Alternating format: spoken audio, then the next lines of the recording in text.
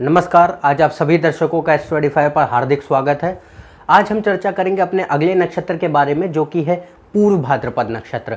अभी तक हमने चर्चा करी शतभिषा नक्षत्र तक और ये जाना कि हर नक्षत्र कैसा होता है, उसका स्वभाव कैसा होता है, उनसे प्रभावित जो व्यक्ति होते हैं उनके अंदर कैसे गुण होते हैं, उनका जीवन कैसा व्यतीत होता है, इसके बारे में हमने अभी तक जाना है। और हमने ये भी जाना कि हर नक्षत्र का गुण क्या है, तत्व क्या है, वो सही अर्थों में खुद कैसा नक्षत्र है। हमने उसके पदों के बारे में बात की कि हर पद कैसे ये बताता है कि कौन सा ग्रह कौन सी राशि में आपके नवमांश में बैठेगा। तो यदि आपने जो पिछले अभी तक हमने चर्चा करी है हर नक्षत्र के बारे में, उनके वीडियोस नहीं देखे हैं तो कृपया उन्हें देखें और जान सकेंगे आप कि ये हर नक्षत्र सही अर्थों में कैसे कार्य करते हैं और इनका महत्व क्या है। आज हम अपनी चर्चा को आगे बढ़ाते हैं और जानते हैं पूर्व भाद्रपद नक्षत्र के बारे में और शुरू करते हैं इसके स्वामी ग्रह से। यदि आप में से कोई भी व्यक्ति हमारे इस वीडियो को इंग्लिश में देखना चाहते हैं तो कृपया नीचे दिए हुए लिंक पर जाएं और आप ये पूरा वीडियो इंग्लिश में देख सकेंगे। जो लिंक दिखाया जा रहा है वो एनोटेशंस में दिखाया जा रहा है। यदि आपका एनोटेशंस मोड ऑफ है तो कृपया उसे ऑन कर लें, जिससे कि आप ये पूरा वीडियो इंग्लिश में भी देख सकें। तो आइए हम अपनी चर्चा को आगे बढ़ाते हैं और जानते हैं कि पूर्व भाद्रपद नक्षत्र कैसा नक्षत्र है। यदि आप ये नहीं जानते कि नक्षत्र कैसा क्या होता है, ज्योतिष में हमने नक्षत्रों का, राशियों का, पदों का डिग्री के हिसाब से विभाजन कैसे किया है, तो आप मेरे अश्विनी नक्षत्र के वीडियो को देखें।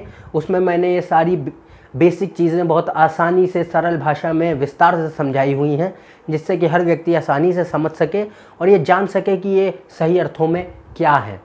यदि आप ये नहीं जानेंगे कि ये नक्षत्र क्या होते हैं तो आपको उनके गहनता से जानने का अवसर प्राप्त नहीं हो सकेगा। आप ये नहीं जान पाएंगे कि नक्षत्र कार्य कैसे करते हैं, उनका सही मायनों में महत्व क्या है। तो अपनी चर्चा को आगे बढ़ाते हुए शुरू करते हैं पूर्व भाद्रपद नक्षत्र से और जानते हैं इसके स्वामी ग्रह से कि स्वामी ग्रह इसका कौन सा है। स्वामी ग्रह पूर्व भाद्रपद नक्षत्र का बृहस्पति है।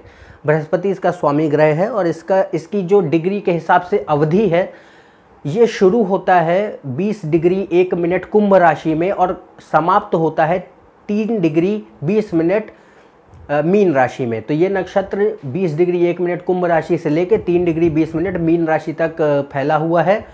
इसका तात्पर्य ये है कि यदि आपका कोई भी ग्रह कुंभ राशि में है और उसकी जो डिग्री है वो 20 डिग्री 1 मिनट से 30 डिग्री के बीच में है, तो वो ग्रह पूर्व भाद्रपद नक्षत्र में बैठेगा। और यदि कोई भी ग्रह आपका मीन राशि में बैठा है और उसकी जो डिग्री उसकी जो है वो 0 से 3 डिग्री 20 मिनट के बीच में है, तो वो पूर्व भाद्रपद नक्षत्र में बैठेगा, क्योंकि ये नक्षत्र 2 राशियों में विभाजित है। इस वजह से अब चर्चा करते हैं इसके प्रतीक की। इसके 2 प्रतीक हैं, इसके 2 सिंबल हैं। पहला जो सिंबल है वो है एक दो चेहरों वाला एक व्यक्ति, एक व्यक्ति जिसके 2 चेहरे हैं, वो इसका एक प्रतीक है। और ये दिखाता है 2 स्वभावों को, 2 अलग अलग स्वभावों को, जो कि एक ही व्यक्ति में समन्वित हैं। और जो इसका दूसरा प्रतीक है, जो कि जिसको हम सही मायनों में इसका प्रतीक समझते हैं, वो है जब मृत्यु के पश्चात व्यक्ति को जब अंतिम संस्कार के लिए ले जाया जाता है, तो जिस चीज़ पर उसको ले जाया जाता है, जो फ्यूनरल कॉट होती है, उसके जो सामने का हिस्सा होता है वो इसका प्रतीक है। और ये दर्शाता है कि जो है ये हमारे इस पृथ्वी से निकास को दर्शाता है कि अब व्यक्ति अपना शरीर त्याग कर आत्मा के साथ आगे बढ़ रहा है। तो ये इन 2 चीज़ों को दर्शाता है। अब बात करते हैं इससे प्रभावित होने वाले व्यक्तियों के जीवन के बारे में और उनके अंदर ये नक्षत्र कौन से गुण उत्पन्न करता है, इसके बारे में चर्चा करते हैं। ये जो नक्षत्र है बहुत ही संवेदनशील नक्षत्र है और संवेदनशीलता इसके अंदर इसकी ऊर्जा की वजह से है। जहाँ पर भी ज़्यादा ऊर्जा देखने को मिलेगी, जिस भी चीज़ में ज़्यादा ऊर्जा होगी वहाँ पे संवेदनशीलता अति आवश्यक है, क्योंकि जितनी ज़्यादा ऊर्जा होगी, यदि उस ऊर्जा को सही दिशा ना मिले तो वो ऊर्जा काफ़ी ज़्यादा परेशान कर सकती है व्यक्ति को, काफ़ी ज़्यादा कलेश उत्पन्न कर सकती है।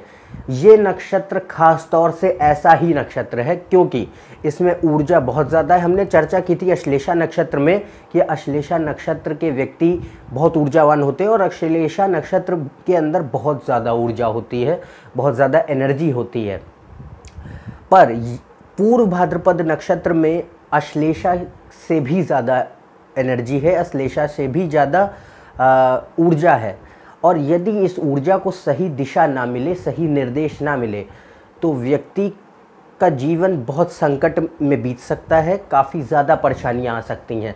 और ये नक्षत्र ऐसे दो असीम चीज़ों को दिखाता है, दो बिल्कुल अलग पहचान को दिखाएगा, जिसमें जो फासला होगा वो धरती आसमान का फासला होता है। क्योंकि ये नक्षत्र यदि अच्छे स्तर पर कार्य कर रहा है, एक बढ़िया स्तर पर कार्य कर रहा है, तो ये व्यक्ति को एक साधु प्रकृति का बना सकता है।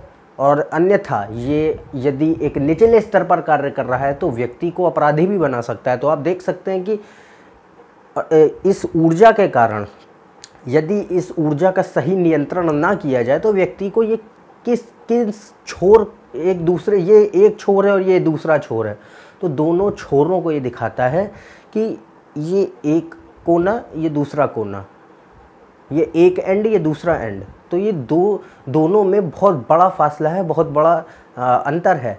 इसी वजह से इस ऐसे व्यक्तियों को, जो इस नक्षत्र के व्यक्ति हैं, उनको अपनी ऊर्जा संतुलित करनी चाहिए। और जो ऊर्जा का संतुलन है उसको संतुलित करने के बाद अपनी ऊर्जा को, अपनी एनर्जी को, अपने मन को एक सही दिशा निर्देश में लेके जाएं, अन्यथा जीवन बहुत संकटमयी हो जाता है। अब ये नक्षत्र जो है परिवर्तन को भी दर्शाता है, ये हर प्रकार के परिवर्तन को दर्शाता है, जीवन में हर प्रकार का परिवर्तन, खास तौर से वो परिवर्तन जो आप अपने समय के हिसाब से सीखते जाते हैं अपने अनुभव के साथ। तो अनुभव के अनुसार जब जीवन परिवर्तित होगा तो उस परिवर्तन को ये नक्षत्र दर्शाता है। तो जीवन में जितने भी परिवर्तन हो और उसका जो असर आपके ऊपर पड़े, आपकी पर्सनालिटी के ऊपर पड़े, तो आपके व्यक्तित्व के ऊपर, आपके अनुभव का जो असर पड़ता है समय के साथ, परिवर्तन के साथ, वो ये नक्षत्र दर्शाता है। इस नक्षत्र के व्यक्तियों के अंदर एक खास बात होती है कि बहुत ज़्यादा आत्मबल होता है, इनके अंदर आत्मबल की कोई कमी नहीं होती, बहुत ज़्यादा आत्मबल होता है और दृढ़ निश्चयी होते हैं। यदि एक बार ठान लिया तो ये करके ही रहेंगे, तो इसलिए बहुत ज़्यादा दृढ़ निश्चयी हैं और अपने आत्मबल के भरोसे ये किसी भी चीज़ को हासिल कर सकते हैं, अपने हर लक्ष्य को प्राप्त करते हैं। बहुत ज़्यादा परिश्रमी होते हैं, बहुत ईमानदारी से काम करते हैं और धैर्यवान होते हैं, जिसकी वजह से ये हर लक्ष्य को प्राप्त कर सकते हैं और करते भी हैं। ये व्यक्ति जो हैं आपको देखने को मिलेगा, ये हर उस व्यक्ति का, हर उस प्राणी का आदर करते हैं जिसके मन में जिसके प्रति इनके मन में श्रद्धा है, जिसके प्रति इनके मन में एक श्रद्धा भाव है, जिसके प्रति ये समर्पित हैं। तो ये व्यक्ति हर उस व्यक्ति का आदर बहुत करते हैं जिसके प्रति ये समर्पित हैं। कोई भी हो, इनके गुरु हों, इनके माता पिता हों, ईश्वर हों, कोई भी हो, उनके प्रति ये पूर्ण रूप से समर्पित रहते हैं पूर्व भाद्रपद के लोग। और इस नक्षत्र के जो व्यक्ति होते हैं, यदि ये नक्षत्र, जैसा मैंने कहा, ऊर्जा को दर्शाता है, तो यदि ये नक्षत्र एक निचले स्तर पर कार्य कर रहा है, यानी कि ये नक्षत्र एक अच्छे स्तर पर कार्य नहीं कर रहा है, इसका तात्पर्य यह है कि आपकी कुंडली में कोई भी ग्रह, जैसे कि एक नैसर्गिक शत्रु ग्रह इसमें बैठे हों, जैसे शनि है, मंगल है, राहु है, इन जैसे ग्रहों का जो मेल है वो इस नक्षत्र के साथ हो, यानी कि ये ग्रह इस नक्षत्र में बैठे हों, या आपकी कुंडली में जो नैसर्गिक शत्रु होते हैं, शत्रु ग्रह हैं, जैसे कि छठे भाव का स्वामी, आठवें भाव का स्वामी, आपकी कुंडली में छठे भाव का स्वामी, आठवें भाव का स्वामी, 12वें भाव का स्वामी, ये जो हैं, ये इस नक्षत्र में विराजमान हो, तो तब जीवन में बहुत सारी कठिनाइयों का सामना करना पड़ता है। और आम तौर पर ये देखा गया है कि यदि चंद्र भी बलहीन है ऐसे मामलों में, जैसे जो अब मैं बताने जा रहा हूँ, कि यदि ये नैसर्गिक शत्रु ग्रह तो इसमें बैठे हों, पर चंद्र भी बलहीन है और जो लग्न का स्वामी है वो बलहीन है, तो व्यक्ति अपराधों में भी लिप्त होता है, अपराध भी करता है। पर वही मैं कह रहा हूँ कि ये नक्षत्र ऐसा नहीं है कि आपकी कुंडली में मंगल, शनि और राहु इस नक्षत्र में बैठ गए तो आप ऐसी चीज़ों में लिप्त हो जाएंगे, ऐसा नहीं होता। इसके लिए आपको दूसरे जो कॉम्बिनेशन है, दूसरे योग हैं, उनको भी देखना पड़ता है और सही मायनों में देखना पड़ता है कि लग्न की क्या पोजीशन है, चंद्र की क्या पोजीशन है, उसको भी हम देखते हैं। सिर्फ इस भरोसे नहीं कह देते कि हाँ ये ग्रह इस नक्षत्र में है तो ऐसा होगा, ऐसा निश्चित तौर पर नहीं होता। जो जनरल एक सामान्य रूप से देखा जाता है वो मैं आपको बता रहा हूँ आज। तो ऐसा होता है कि ये व्यक्ति को आपराधिक मानसिकता की ओर ले जाता है ये नक्षत्र, यदि अच्छा नहीं है तो। पर अब बात करते हैं कि यदि ये नक्षत्र एक अच्छे और उच्च स्तर पर कार्य कर रहा है तब क्या होगा।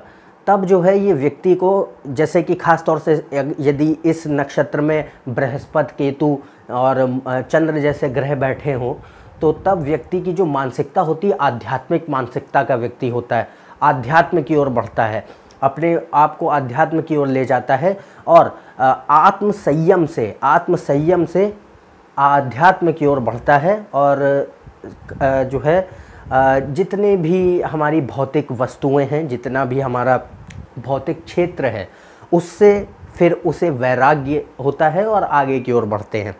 तो ये व्यक्ति को बहुत अच्छा एक साधु प्रवृत्ति का व्यक्ति बनाता है, एक आध्यात्मिक व्यक्ति बनाता है। तो ये नक्षत्र आप देख सकते हैं कि दो एक्सट्रीम हैं, एक तो आपको आध्यात्म के सन्मार्ग पर ले जाता है और एक अपराध के कुमार्ग पर ले जाता है।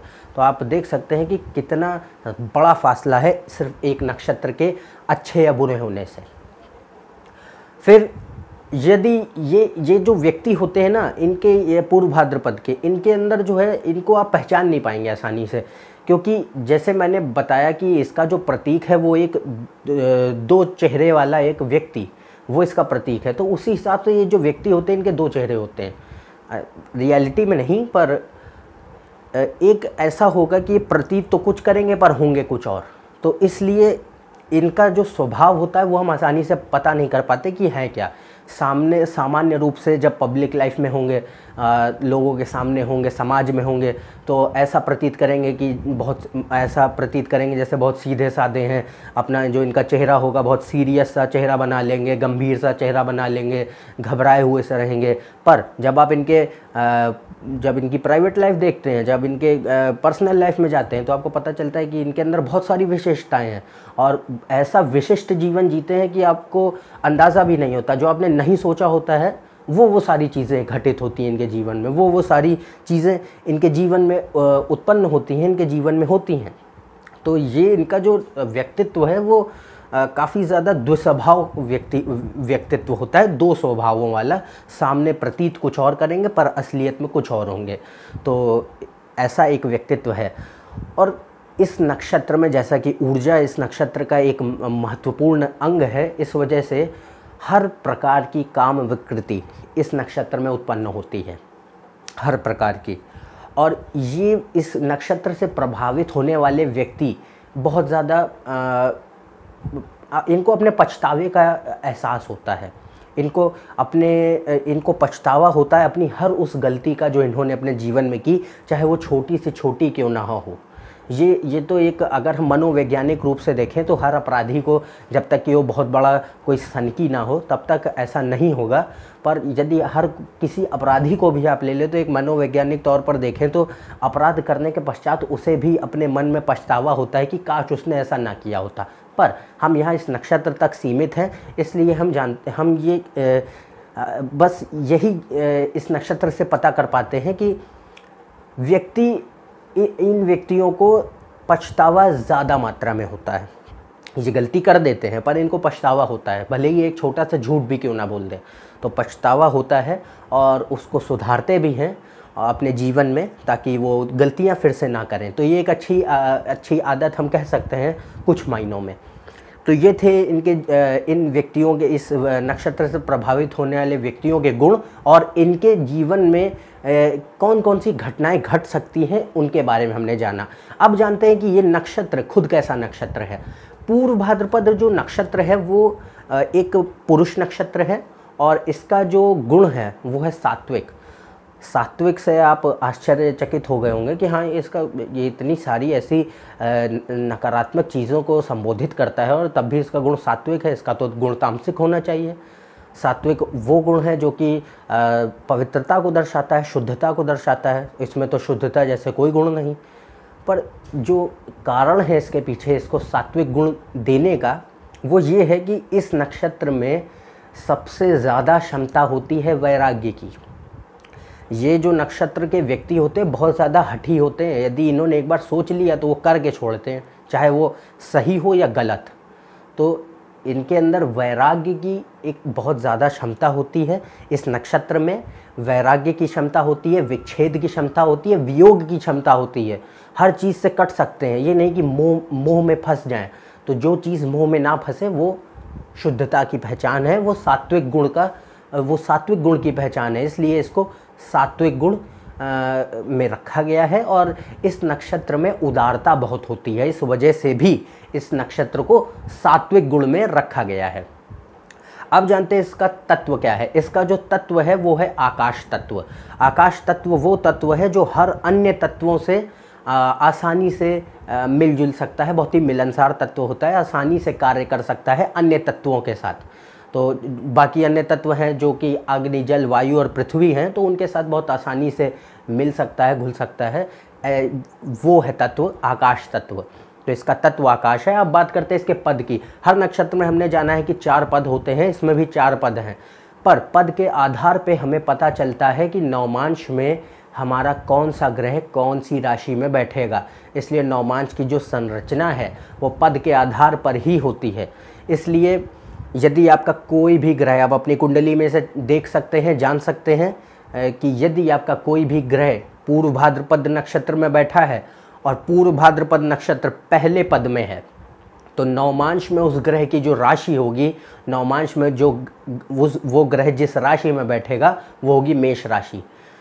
उसी प्रकार से यदि ये दूसरे पद में है ये नक्षत्र, तो नवमांश में जो ग्रह इस पूर्व भाद्रपद में नक्षत्र में है वो नवमांश में D9 चार्ट में वृष राशि में बैठेगा।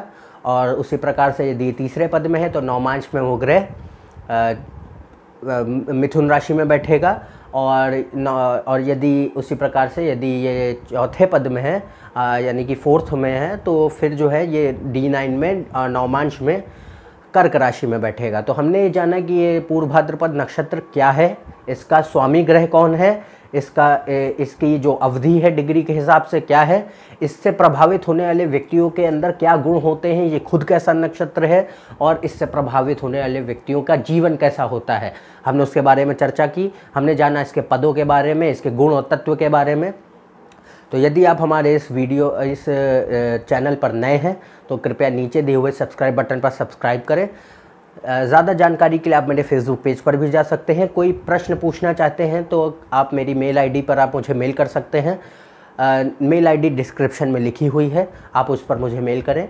और अन्यथा हम अगले वीडियो में आपसे फिर से मिलेंगे। अगले वीडियो में हम चर्चा करेंगे उत्तर भाद्रपद नक्षत्र के बारे में और जानेंगे कि उत्तर भाद्रपद नक्षत्र कैसा नक्षत्र है और इससे प्रभावित होने वाले व्यक्तियों का जीवन कैसा होता है, उनके अंदर क्या गुण होते हैं। तब तक के लिए नमस्कार और धन्यवाद।